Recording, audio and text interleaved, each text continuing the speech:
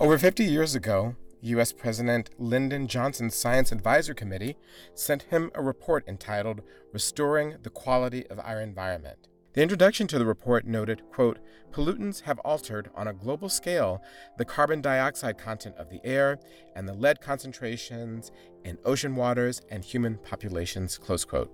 The report included a section on atmospheric carbon dioxide and climate change written by prominent climate scientists Roger Revelle, Wallace Broeckner, Charles Keeling, Harmon Craig, and Jay Smagorinsky. The report noted that within a few years, climate models would be able to reasonably project future global surface temperature changes. Reviewing the document today, one can't help but be struck by how well these scientists understood the mechanisms of Earth's climate change 50 years ago. Flash forward to 2007, a new plan was formed, the Green New Deal. Fashioned after FDR's 1933 New Deal, the Green New Deal was officially introduced into U.S. legislation in 2019. The Green New Deal proposal has transformed the political landscape of climate change in the United States seemingly overnight. Its deceptively simple framing undergirds a much larger objective: leverage the spending power of the federal government to face climate change with the scale of investment and resources commensurate to the extraordinary size of the problem. Roosevelt's New Deal was a powerful and effective response to the generational tragedy of the Great Depression, putting people back to work while rebuilding the country. A Green New Deal proposes to echo this endeavor by dramatically and rapidly altering our carbon footprint while building a thriving, restorative, equitable economy. Since the legislation was introduced to Congress in early 2019, the Green New Deal has had its share of controversy thanks to an aggressive plan from the far right to discredit its authors and the threat of climate change. Recently, Free Speech TV correspondents Amara Jones and Carl Nagin had the great privilege to attend the 30th Annual Bioneers Conference in Marin County, California, where they were able to ask the experts exactly why the Green New Deal is the great idea our country and our planet needs.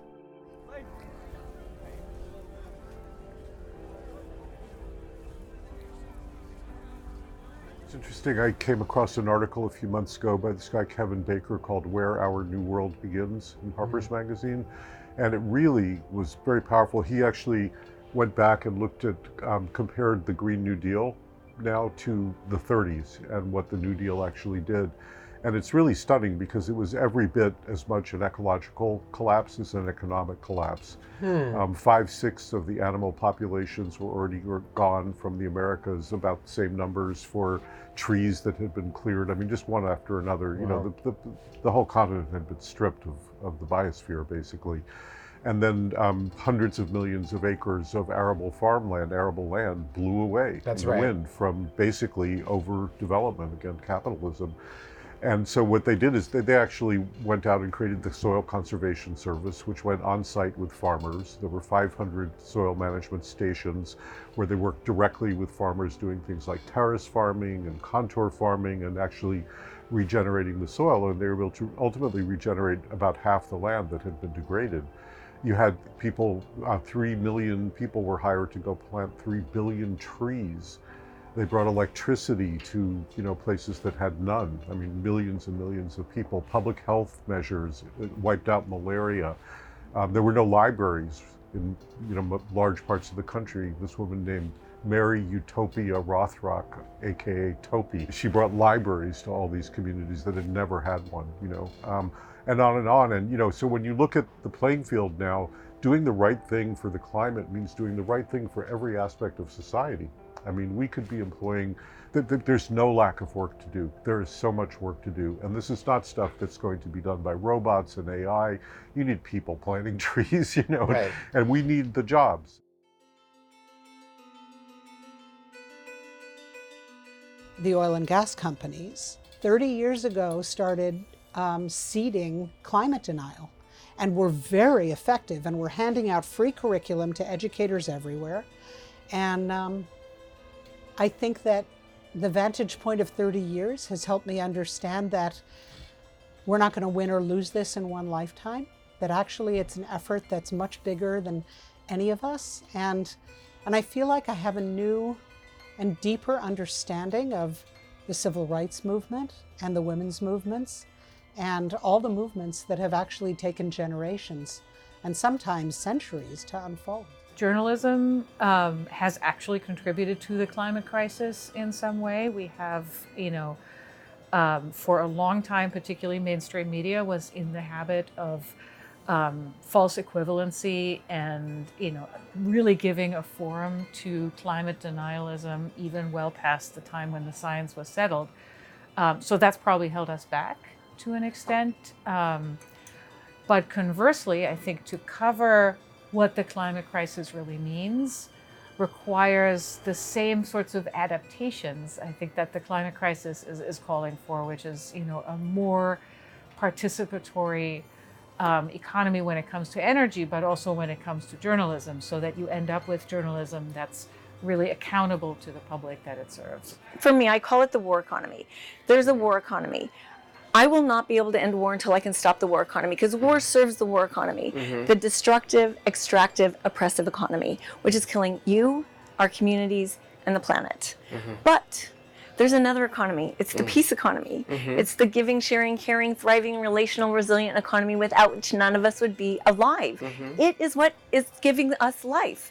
It's everything that gives to us, but the war economy is strangling it, because it's creating austerity programs that don't fund education, don't fund healthcare, don't fund childcare, don't fund the things that care for us, and don't make corporations pay the taxes to pay back what they've stolen from the worker. So how I balance this, I looked at it like a flood. All that darkness is like our flood, like our mythological flood. So when you think of a flood, what did Noah do? He built an ark.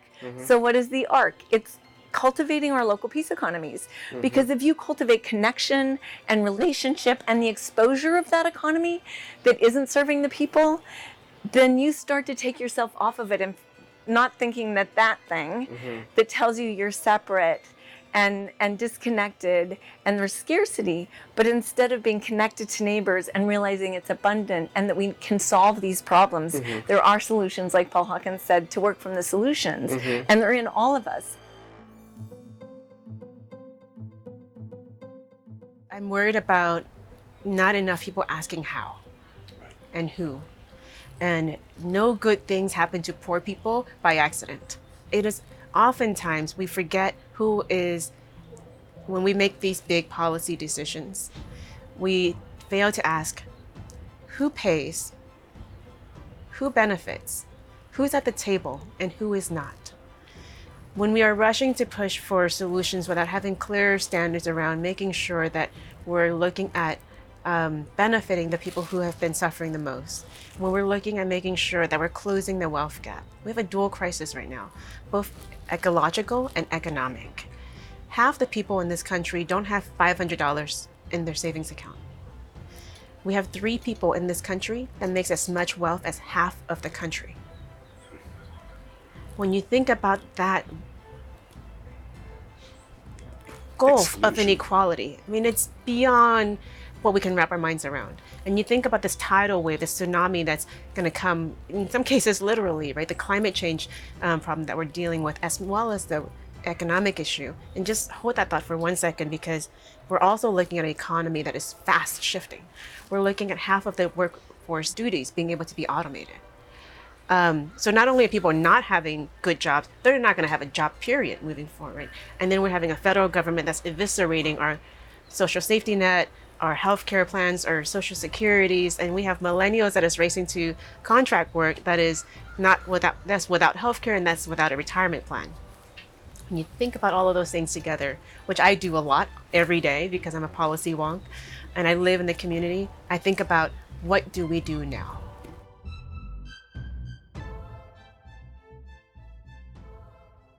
It's always easy to think of the first New Deal, right? The historic New Deal that President Roosevelt had introduced in the 30s to get us out of the Great Depression, out of the Dust Bowl. And I think about how that has helped us to get our infrastructure, our roads, our libraries, and our schools. It has helped us to build our parks and has helped us to do a lot. And as many people have said, it also has failed in some ways, right? It really failed to deliver those improvements to indigenous communities. It failed to create jobs and careers for people of color, for communities of color. It failed to deliver those same resources and those investments in the most underserved communities.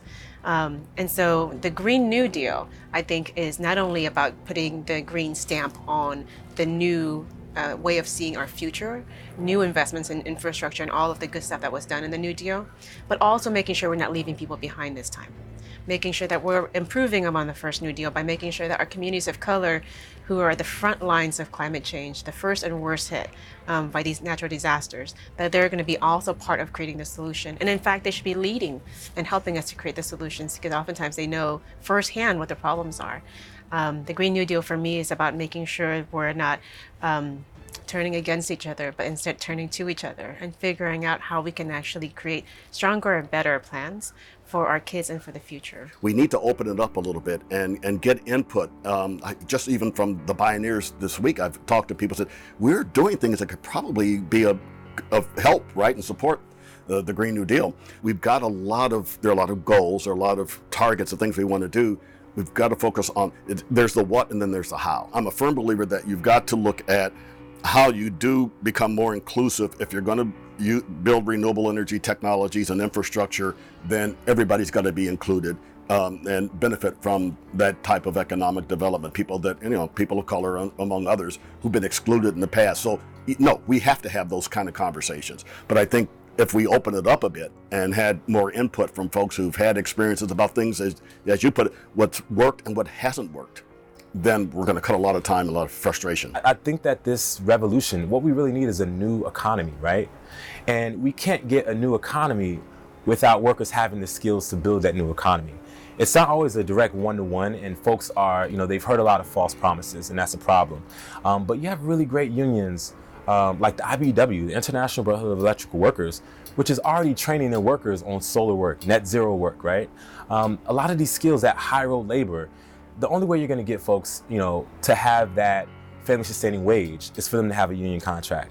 It raises the standards of work. Now, with that said, there's a real aversion that some private companies that do solar work have to being unionized. And I think that those conversations are happening. You have some really great coalitions like the Future Energy Jobs Act in California. It's the IBEW, faith workers, returning citizen work.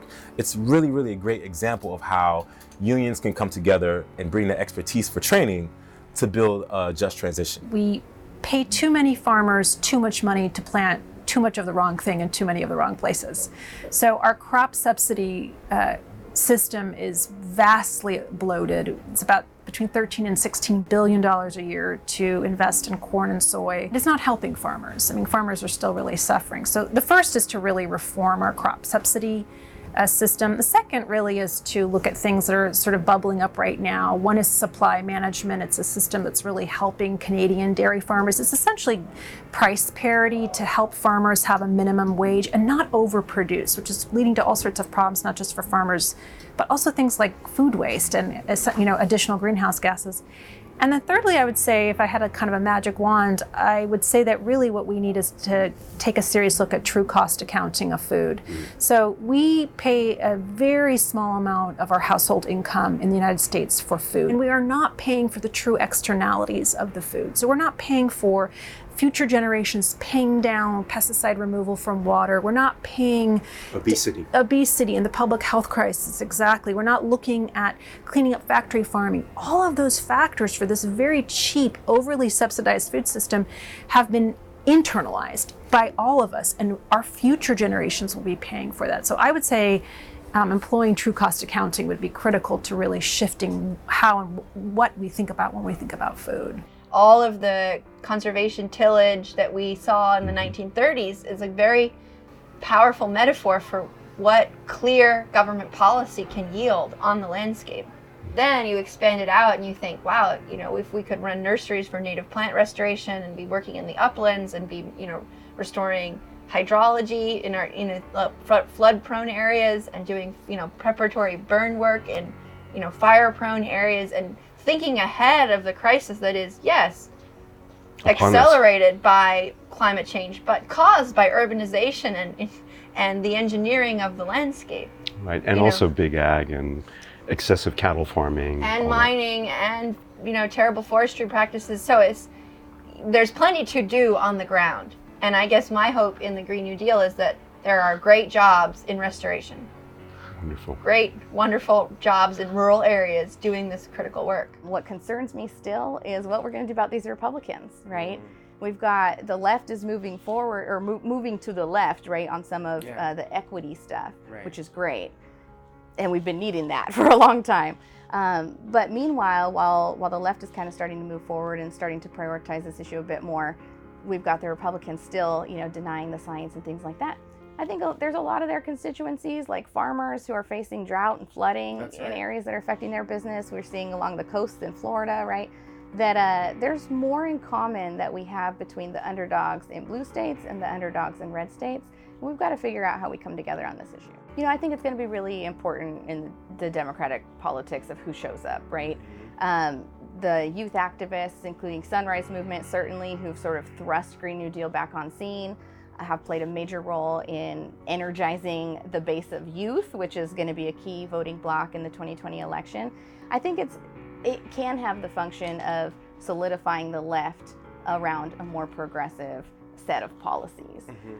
I think it's completely negligent in part of our current federal administration for not addressing the climate crisis in an appropriate and rapid response way. I think that they're, you know, shutting down things like the Green New Deal and shutting down all these policies to create, you know, a renewable energy future and a future that we can create these regenerative economies I was talking about. I think is completely negligent, not just for, you know, people that are on the radical left or the liberal side, but everyone. All of humanity is going to be impacted by this. And I think that making climate change specifically like a political issue and something that is being used as a tool against the society we're trying to build is both a threat to our health, our economy, our safety as an American people. And I think that the disregard for human lives and the risk at stake is something that keeps me up at night every night, because I think about the fact that people are dying. Like, there's people currently dying. It's not like climate change is in the future, off in this distant future. Like, there's people dying right now. Like or the Amazon is burning now. The glaciers are melting now. Yes, and we have communities that are being impacted by floods, hurricanes, natural disasters, wildfires, even here in the Bay Area, California this past year. That's right. And I think that we can't keep acting like it's something that is someone else is going to deal with it. Someone else is going to deal with it. Because eventually we're all going to have to deal with it. And the people that don't have enough resources or preparation or education to deal with and address these issues and to save their communities are going to be most negatively impacted. So for me, I feel like I care about my people. I care about other people that are going to be impacted by this, not just now, but in future generations. And I try to make my platform, Brown Girl Green, really focused around that,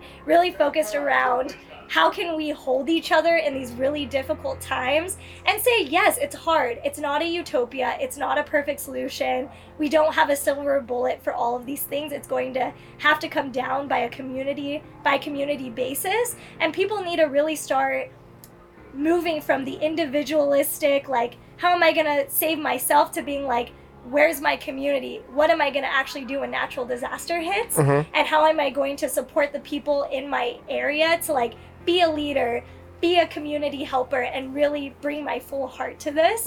Because I think that's the only way people are going to really survive past what we're about to face. We want to go directly to corporations like Chevron, but really the change is going to come from our politicians to try to start passing things that align with the Green New Deal, and to really just be more bold. We haven't been seeing enough bold action from our politicians. Adults have seen, they've been disappointed over and over and over again, but young people, you said it, not me. I'm not. But I think, Right. I think, and I mean, I think that's a point. And young people have this fresh perspective and this drive to save the only future that we have. And really, we were born into this unique period of time. We could have been born into any time, but we're here now in this inflection point. And so we have to do something about it. And so I think the drive of young people, the passion, the need for this for some action to happen is really unique and is needed. And I think that young people are on the front lines because we're the ones whose futures are at stake. And so we should be part of the demographic that is the loudest.